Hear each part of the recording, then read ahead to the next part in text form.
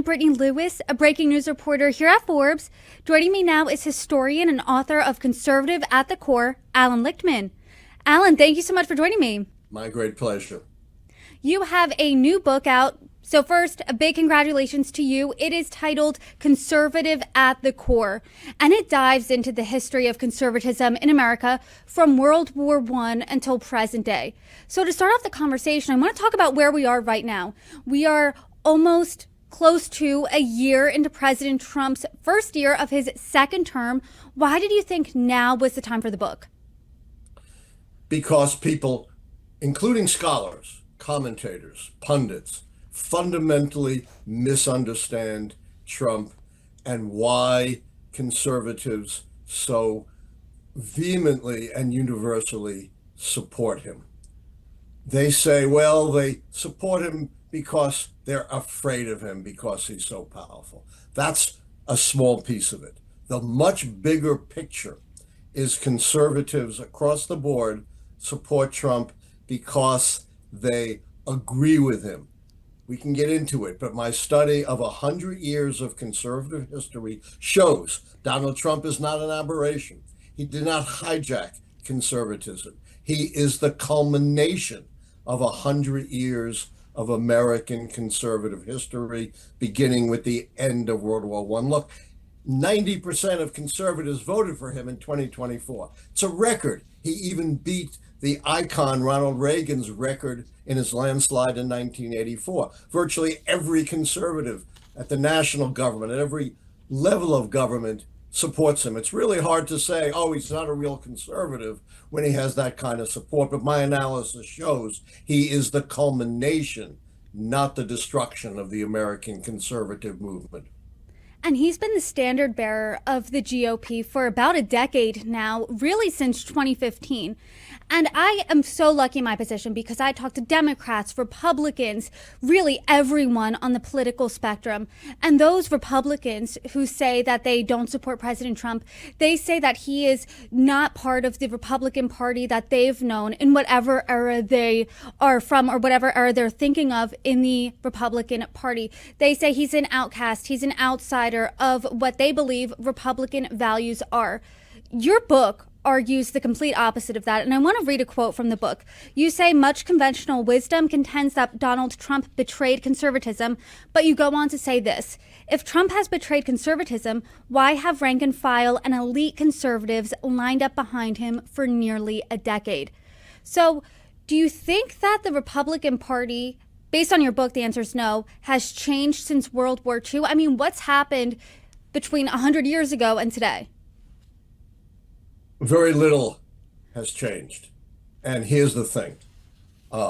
Again, scholars, not just commentators, but scholars have made a big mistake in taking at face value conservative professions of their values for public consumption. Things like free markets and free enterprise, limited government, fiscal responsibility, personal morality and accountability, strict construction of the Constitution, states' rights.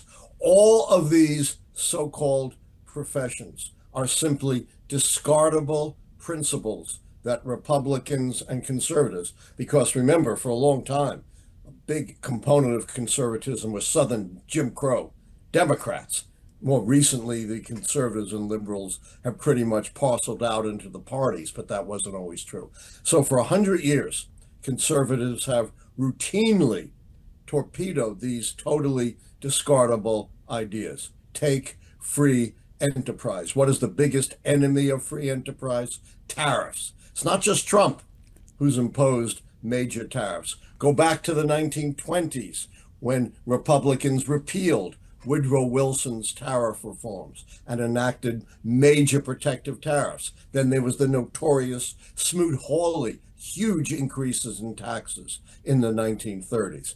That's not the only way, though, conservatives have torpedoed free enterprise and free markets. Loan guarantees, subsidies, special tax breaks, business-friendly regulation, anti-union regulations, limited government. Go back to prohibition, the biggest government imposition to date.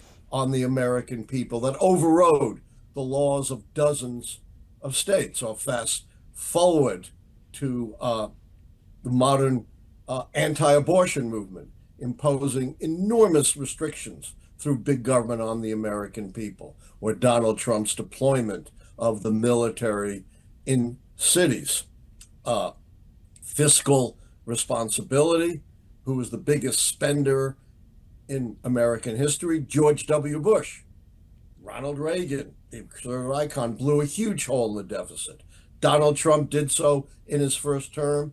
He's doing it again in his second term. Strict construction, Republicans essentially on the court, and Republican appointees invented out of whole cloth this enormous presidential immunity from crime, or equating spending money with speech, or corporations with persons.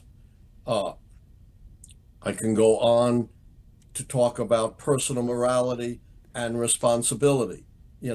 Conservatives were up in arms. They poured fire and brimstone on Bill Clinton when he had his totally inappropriate but consensual affair with Monica Lewinsky, and yet they give Donald Trump a total pass, who's an open adulterer, who bragged about grabbing women by their private parts, who bragged about chasing married women to have sex with them, who was found civilly to have sexually abused, hurt, and defamed a woman. All of that goes out the window when it comes to Donald Trump. So none of these professed conservative principles amount to anything real. They're just for public consumption. So my book proves when you cut through that, you get to the two core principles of conservatism: protection of private, not free enterprise. There's a huge distinction there. Free enterprise says, let the magic of the market rule,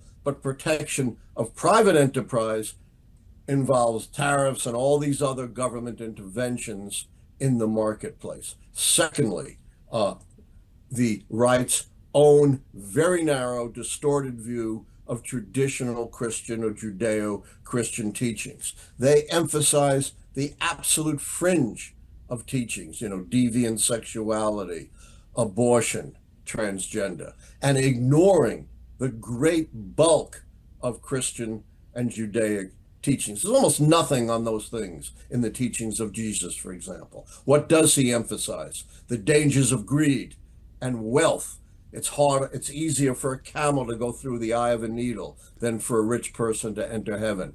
Truth, protecting the vulnerable, the sojourner, the poor. All of this is utterly ignored in right-wing culture wars, and Donald Trump culminates this pro-business culture war ethos that has characterized the right for 100 years.